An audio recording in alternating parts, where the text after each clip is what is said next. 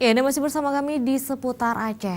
Pemirsa, tibanya Hari Raya Idul Adha 1439 Hijriah merupakan momentum yang ditunggu-tunggu oleh warga Gampung Panteri, Kecamatan Lungbata, Kota Banda Aceh untuk menunaikan kurban.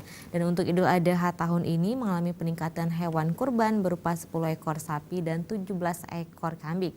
Dan seluruh warga akan mendapatkan jatah daging kurban tersebut.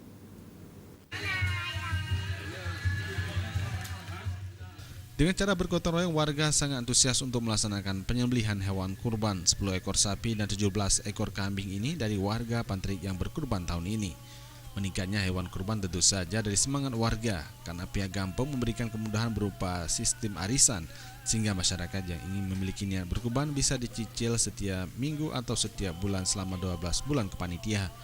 Untuk penyembelihan hewan kurban, Panitia Kurban Gampung Panteri Tengku Azwar mengaku pemotongan hewan kurban ikut disaksikan oleh pengkurban.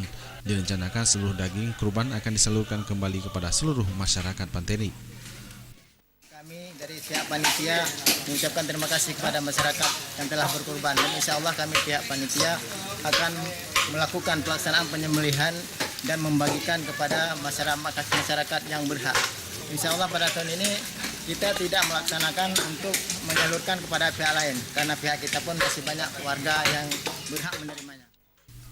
Azwar juga menambahkan kebersamaan ini sekaligus menjalin persaudaraan di Hari Raya Idul Adha, dengan harapan tahun depan akan lebih banyak lagi berkurban. Dengan demikian semakin banyak masyarakat bisa merasakan daging kurban di Hari Raya ini. Tim Liputan Aceh TV.